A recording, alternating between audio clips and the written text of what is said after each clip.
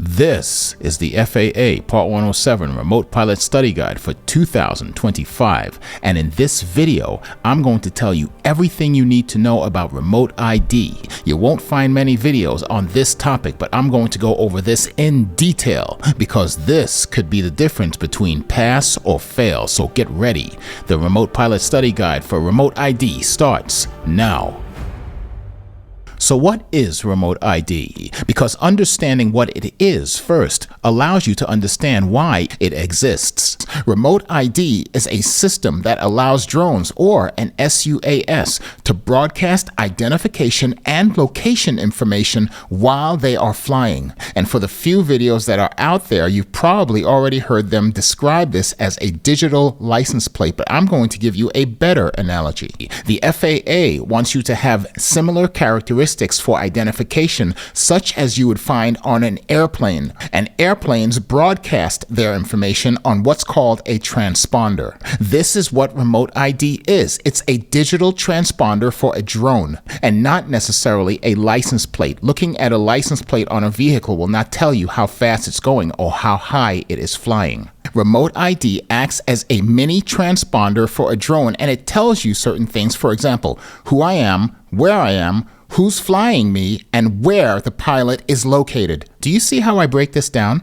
It's giving you information on not only where the drone is located, how high the drone is, the altitude, the speed, but also where the remote pilot is located. They're going to find you, don't worry. It shows who the drone is registered to, and it makes you accountable for your actions. So be careful. Remote ID is a publicly broadcasted system. And for those of you who are flying a drone that is not equipped with remote ID, or you do not have a remote ID broadcast module attached to that drone, and you may be flying it thinking that you're going to be okay until a law enforcement official or some FAA inspector comes by and says, "Bring the drone down, we want to look at your drone."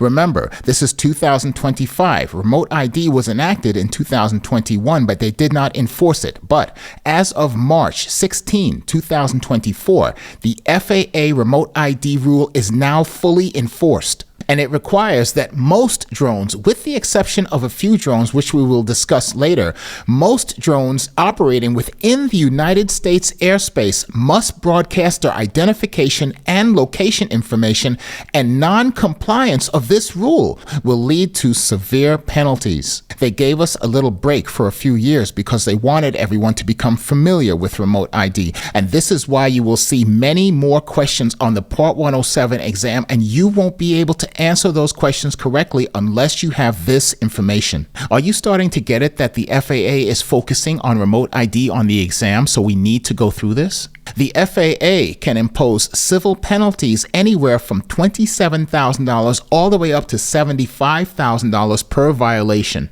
And get this, a remote ID module will only cost you $30 on Amazon. Link in the description. And if you're afraid of not knowing how to set up remote ID, well, guess what?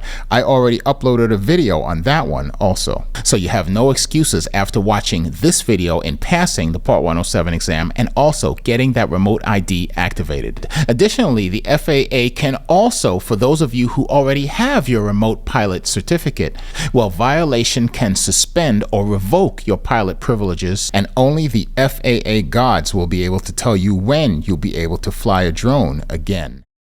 Now let's talk about what's going to be on the exam. Compliance with the rule of remote ID. There are 3 things that you must remember in order to stay compliant with remote ID rules. The first one is a drone that already has remote ID built in. Now, if you're purchasing a new drone from a manufacturer, for example, then all of the manufactured drones after December 16th of 2022 are required by FAA rules to have what's called standard remote ID built in. That word standard remote ID built in is something that you may see on the exam. Now, the exceptions to this rule for manufacturers is that if the drone is under 0.55 pounds or under 250 grams, they may or they may not install standard remote ID onto the drone, because a drone that is a subcompact drone under 250 grams is somewhat considered to be on the recreational side in regard to usage. A perfect example of that is a toy drone that you buy for your kid because you don't want them using your expensive drone, right?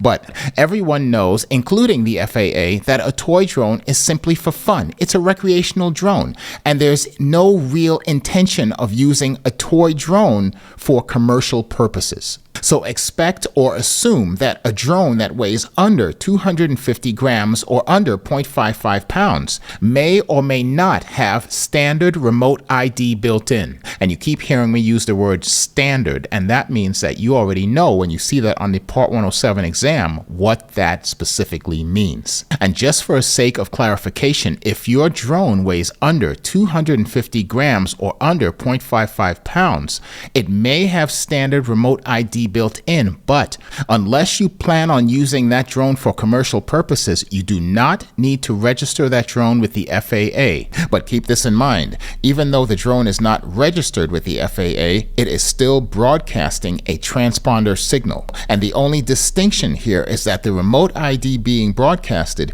is not linked to any FAA registration because you never registered the drone. And that's simply because you didn't need to, because you're not flying it commercially. And that is one of 3 ways to remain compliant.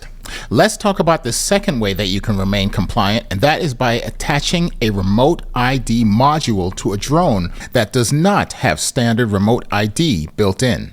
What I'm referring to now is an external device that is built or manufactured by a third-party company, and this small little device attaches to your drone because you do not have standard remote ID built into the drone, so you have an external device that will broadcast remote ID that you can mount on top of your drone or under your drone or wherever you want to mount it. It is recommended that wherever you're mounting this external device, this remote ID module, that it be placed in an area where it will not block the GPS signals that are coming from the satellites, and in turn it will take the GPS signals that it is receiving from the satellites and broadcast it out as a radio signal using Wi-Fi or Bluetooth. This is very similar to the GPS that you use inside of your car whenever it is that you're traveling to another location.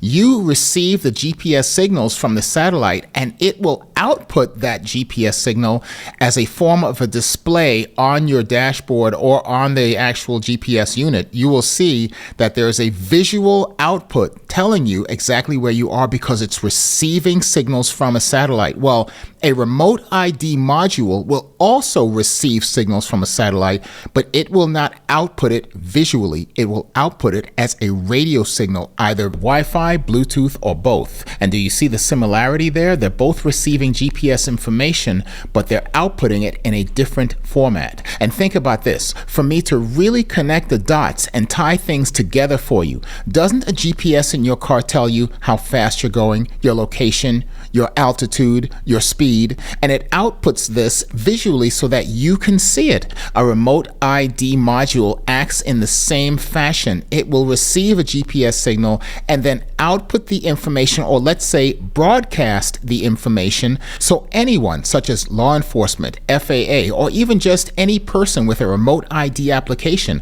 will be able to receive that broadcast and know exactly where the drone location is, how fast it's going, how high it is in regard to altitude, and exactly where the remote pilot is located. So let's get back on track. We're still on number 2. The second way that you can remain compliant with the FAA rules in regard to remote ID is simply by purchasing or having an external remote ID module, which you can simply attach onto your drone, and it will broadcast the information, and you can also use that broadcasted information to register the remote ID if you're flying commercially.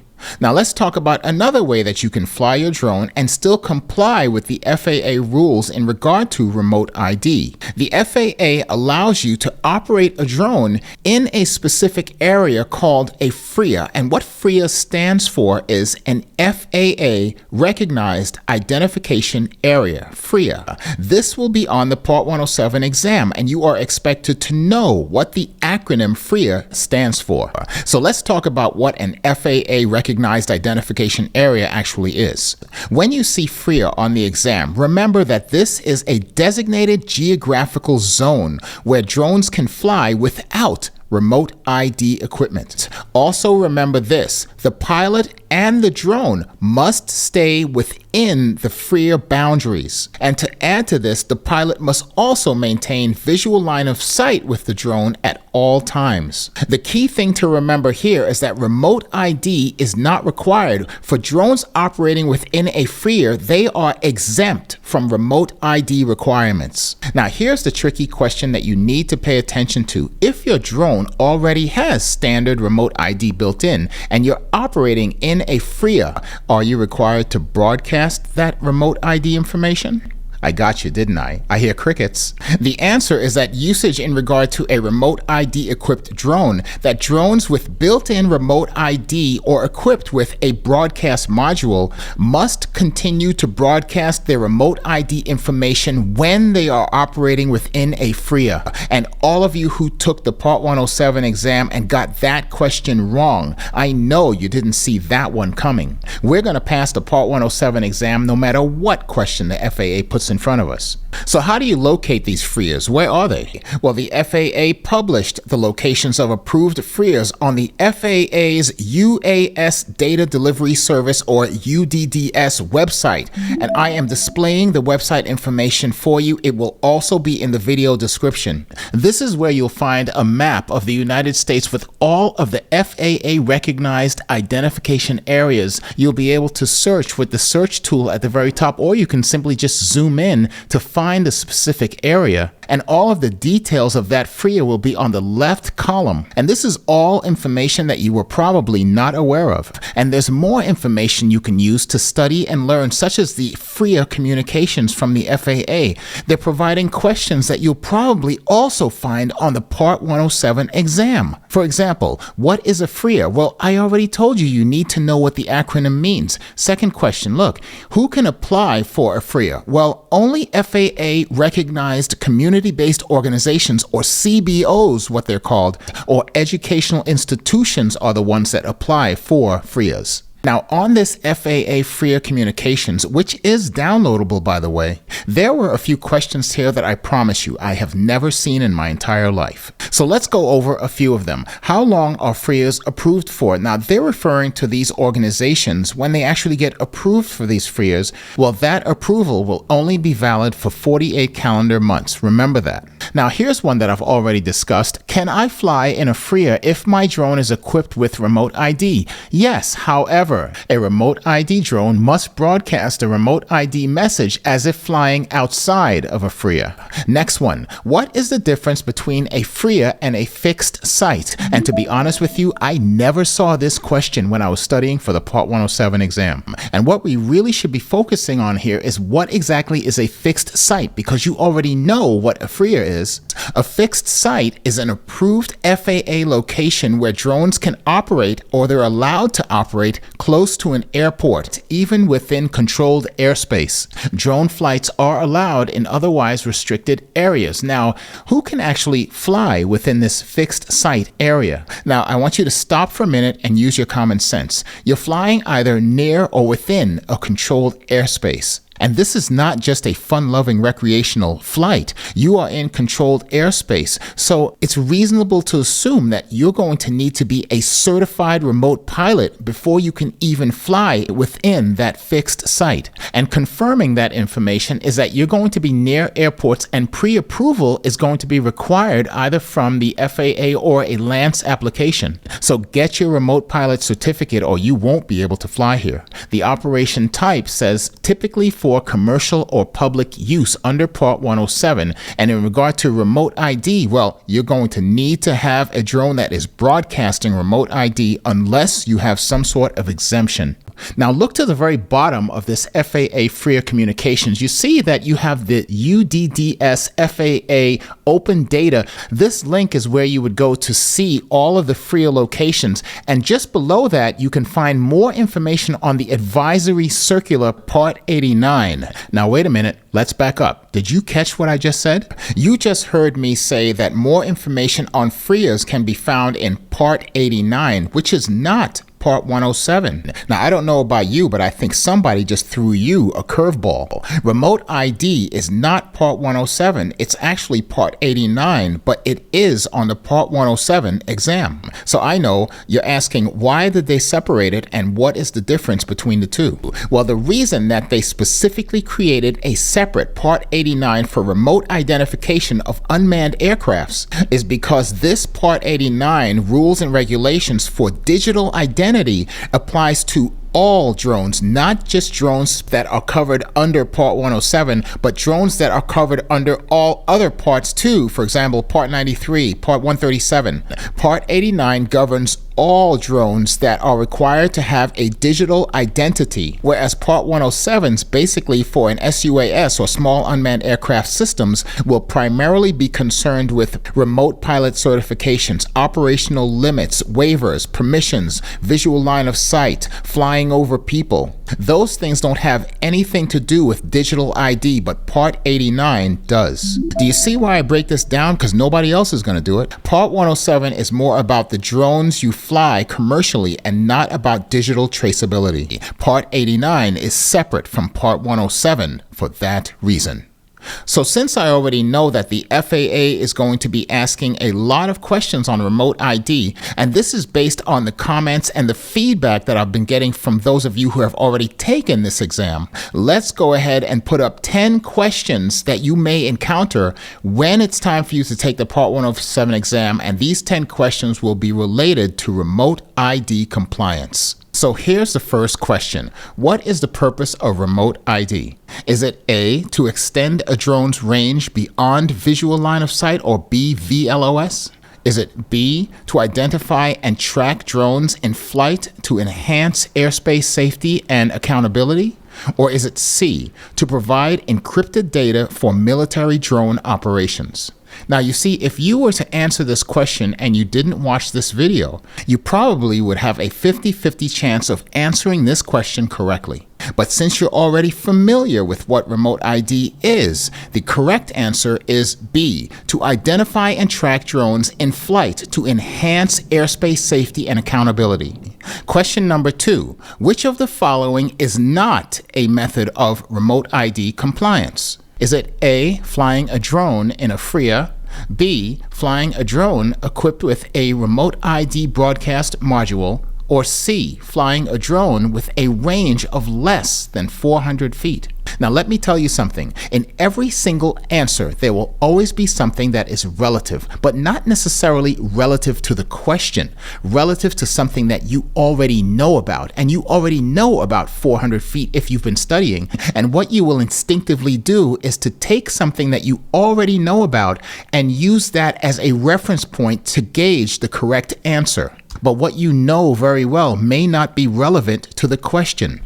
What you don't know is what is a FRIA, and you don't know anything about remote ID unless you watched this video. So by me giving you this profound statement, you already know the answer. 400 feet has nothing to do with remote identification compliance. So the correct answer points to C. And the other two answers, A and B, those relate to remote identification. So they are methods of remaining in compliance with the remote ID rule. Next question. A drone used for commercial work, even if it weighs under 250 grams, must Is it A, only fly in daylight hours, B, be registered and comply with remote ID requirements, or C, only fly under 100 feet AGL? Now again, the reason why I told you about Part 89 and comparing that to Part 107 is so that way you understand the difference between Part 89 and Part 107. Part 89 only has to do with remote digital identification.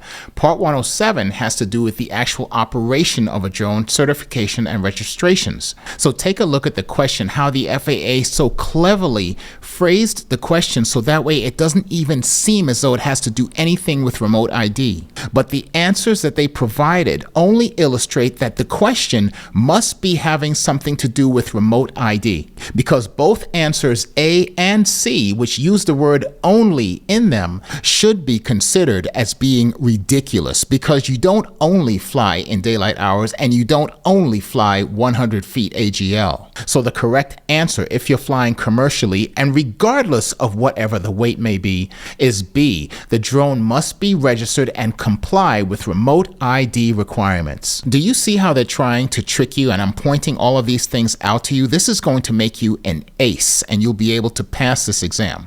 Question number 4. What is a FRIA or FAA recognized identification area? Is it A, a restricted area where drone flights are prohibited, B, a location where drones can be flown without remote ID, or C, an airspace corridor for beyond line of sight operations? Now I'm going to stop just for a minute. Go back to before you even started watching this video and look at the question now and ask yourself if you would have known the answer. You and I both know that you would have not had a clue, but I could say confidently without any question that I know right now that you know the answer to this question. And that's because we've gone over this in detail, and the correct answer is B, a location where drones can be flown without remote ID. The other answer, A, may have been correct to you prior to watching this video, and C would have just been ridiculous even if you didn't watch this video. So now that you have that question under your belt, let's move to question number 5. When operating with a remote ID broadcast module, and you already know what that is, the module must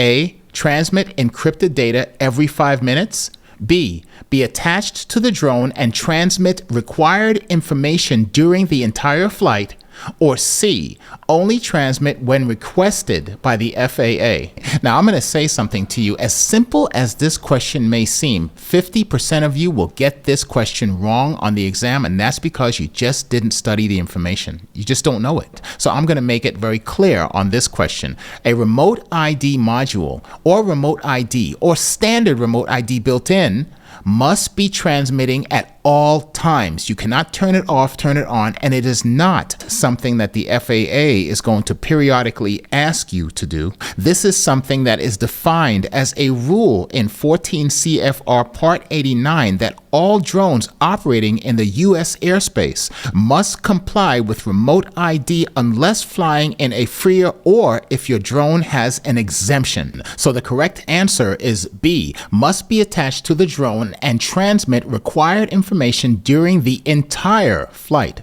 Let's move to question number 6. What information is broadcast by the standard remote ID drone? Now, skimming through the answers, do you see why I gave you a much better analogy than just a digital license plate? This is not a make and model. The drone is going to be broadcasting a lot of information. But in all fairness, if you happen to see on the exam one of the answers says digital license plate, then maybe that's where everybody's getting this from, so that might be a correct answer. I don't know. But I am giving you analogies that are much more valuable and more descriptive, so that way you'll be able to come up with the correct answer. And I don't need to try to figure out if you know the answer to this question, because I already know that you know the answer to this question, because I've given you an excellent analogy of what this actually means. There's a lot of digital information going out on that broadcast, not just make and model. So the correct answer is B, the drone's serial number, location, altitude, velocity, control station, where the remote pilot is located, time, everything is being broadcasted, and that is the correct answer. Question number 7. You power up your drone with remote ID built in, but you have not registered it yet. What happens? Is it A, the drone will not take off. B, it will broadcast remote ID, but the FAA cannot associate it with you. This is a violation. Or C, it will automatically redirect you to the nearest FRIA. At this point of the video, I'm asking myself, are some of you really understanding how to answer these questions, or are you still guessing at this point? Hit the like button right now if you're already on top of your game and you already know the answers to these questions. And since we know that this is not a guessing game, the correct answer is B. It will broadcast remote ID, but the FAA cannot associate it with you, so therefore, this is a violation.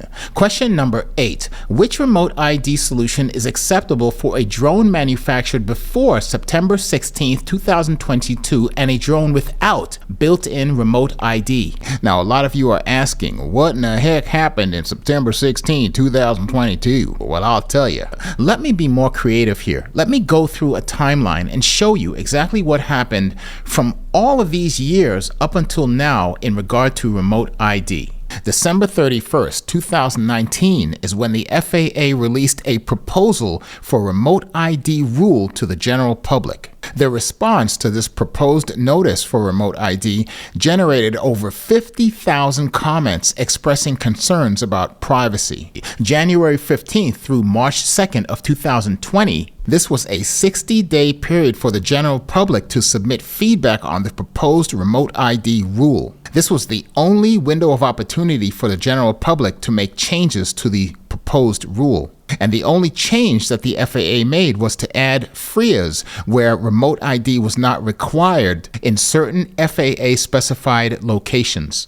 January 15th, 2021, the FAA finalized this remote ID rule by publishing it in the Federal Registry as Part 89, separate from Part 107. It stated that remote ID was required for most drones in the U.S. airspace, and that there were 3 compliance areas. We went over those 3 at the beginning of this video. April 21st, 2021, the rule becomes into effect. What happened was Part 89 became official, and it went into effect by kicking off a countdown for manufacturers and pilots to comply. The countdown started an 18-month clock for drone manufacturers to begin building remote ID compliant aircrafts. And here it is, September 16, 2022. This is when all new drones manufactured for sale in the United States were required to have standard remote ID capability built in. And you see why I strategically used the word standard at the beginning of the video. September 16th, 2022, this was the manufacturer's deadline. From this date forward,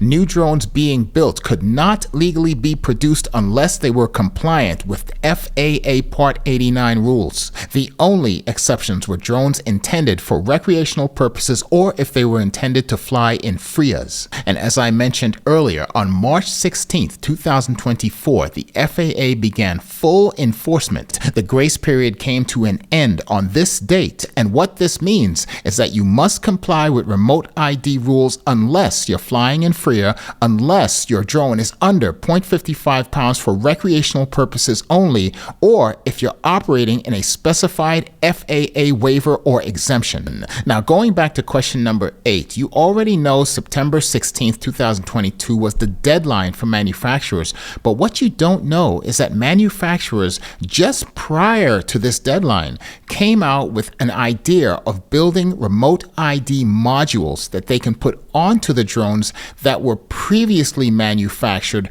so all the people who owned the older model drones without the standard remote ID built in would still be able to fly their drones legally by attaching an external module. So the correct answer here for what would be acceptable for a drone that was manufactured before the September 16, 2022 date would be simply to just get a remote ID module. The correct answer is B.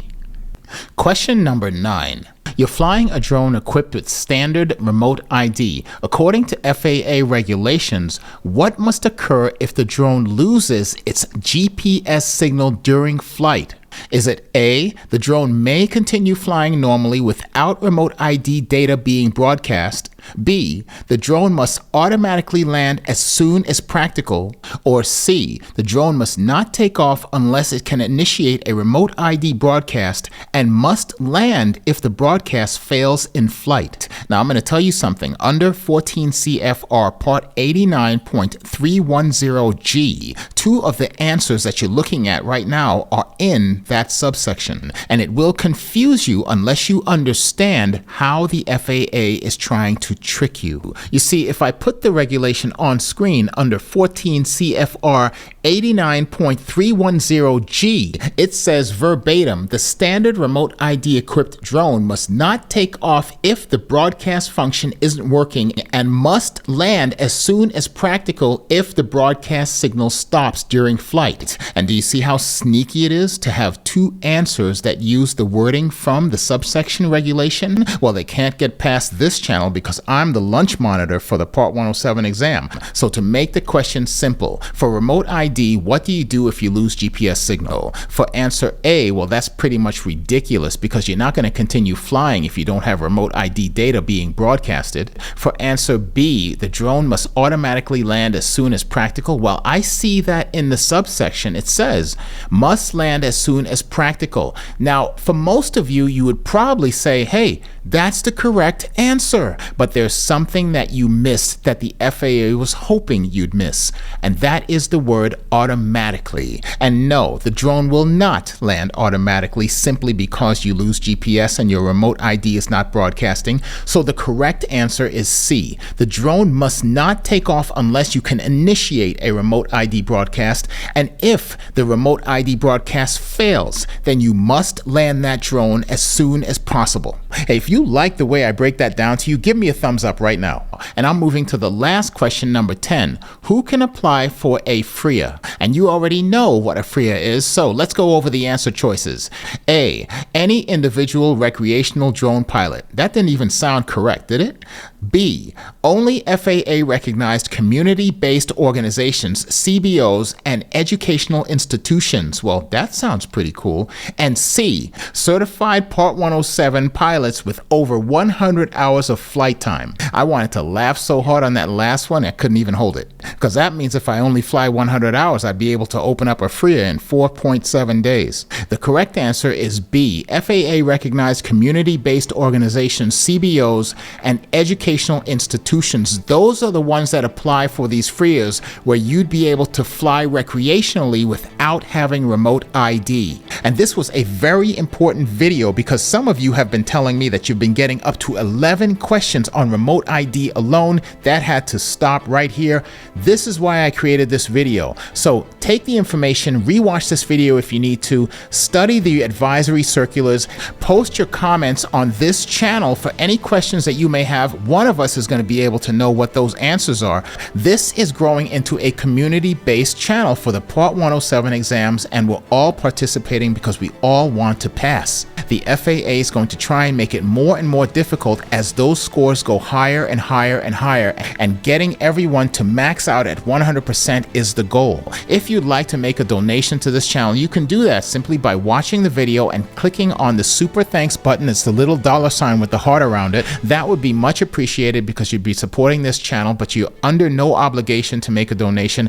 But until then, we're going to have some more videos for you. Stay tuned. I'm working on a 100 question video as a conclusion to this series for the 2025 Remote Pilot Exam Study Guides. It will be the last video in this series, but you're always welcome to ask me questions. I'll be happy to answer it. Until then, we'll see you on the next video. Good luck.